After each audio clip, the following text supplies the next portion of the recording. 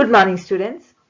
Yesterday I explained part 1 of our chapter named The Best Christmas Present in the World. I hope you all have learned the meanings of the new words that you came across in the lesson yesterday. Children, please ensure that you read the lesson every day so that you not only improve your reading skills but also understand the usage of the words in a given context. Listen carefully while I'm reading the lesson so that you don't miss out on the pronunciation either. Alright, let's do a quick recap of what we had learned yesterday. The narrator of the story went to a junk shop and purchased a roll-top desk which was in a bad condition. While repairing the desk, he found a letter in its drawer. It was from Jim McPherson to his wife, Connie. Let's now move on to part 2 of the chapter. I hope you have your pencil handy. If not, pause the video and get one. Alright, let's start reading the paragraph. Dearest Connie, I write to you in a much happier frame of mind because something wonderful has just happened that I must tell you about at once. We were all standing to in our trenches. Children, underline the word trenches. We were all standing to in our trenches yesterday morning, Christmas morning. It was crisp and quiet all about, as beautiful a morning as I have ever seen, as cold and frosty as a Christmas morning should be. I should like to be able to tell you that we began it, but the truth, I'm ashamed to say, is that Fritz began it. First, someone saw a white flag waving from the trenches opposite.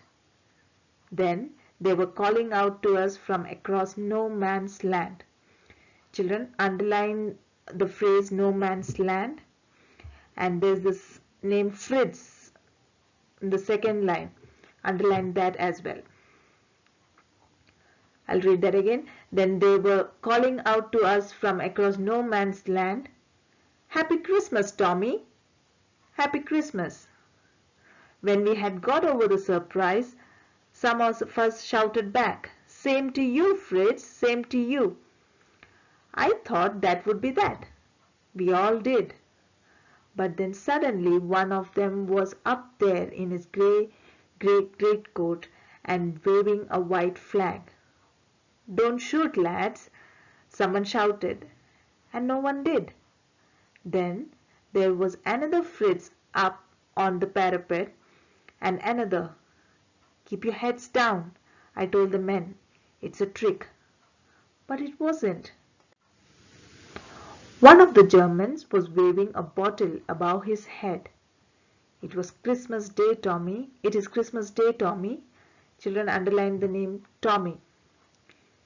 We have schnapps. We have sausage. Underline snaps. We meet you?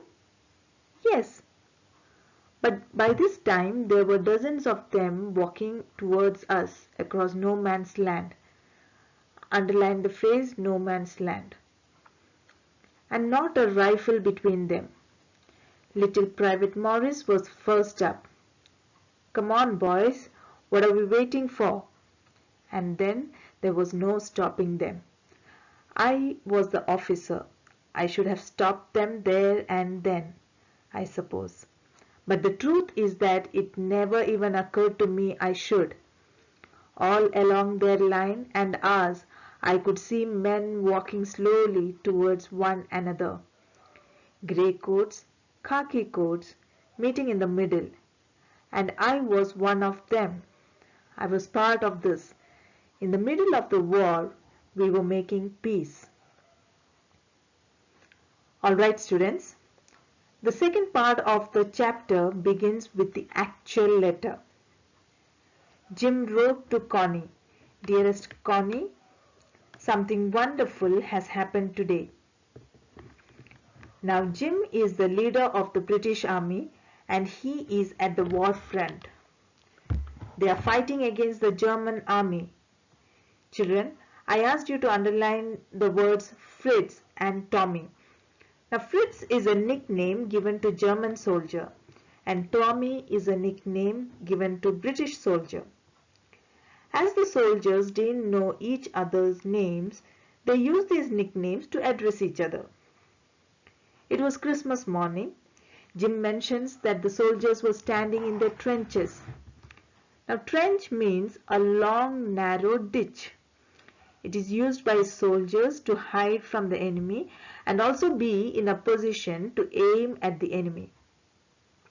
So the soldiers of both the armies were in their trenches and were in high spirits. Suddenly one of Jim's men saw a soldier from the German army waving a white flag.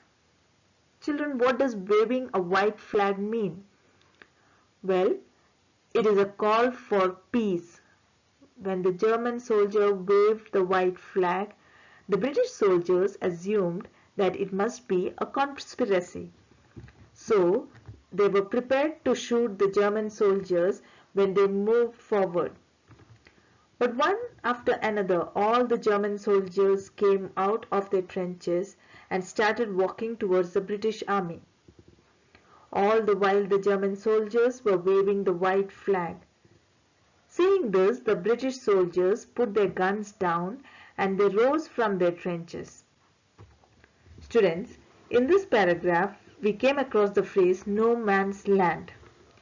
No man's land is a disputed land between two countries. So this land belongs to neither of the two countries. Now both the armies came to the no man's land and started to interact with each other. They talked about schnapps. Children, schnapps is a German drink. They also talked about sausages. Sausage is a food item made of meat. Soon the entire atmosphere around them became very peaceful. There was nothing to stop them. They talked, danced, and sang with each other. Towards the end of the paragraph, there is this beautiful line. In the middle of the war, we were making peace. Children, I would want you to pause the video and think, what does this line mean? Students, there was a time when they were involved in a nasty war. Amidst all this, both the armies took a step forward towards peace instead of war. Isn't that wonderful, children? Imagine how beautiful this world would be if all the countries chose peace instead of war. Well, students, with this we have come to the end of today's lesson. Remember to read the lesson thoroughly and also learn the meanings and spellings of the new words. Well, that's it for today. Goodbye and take care.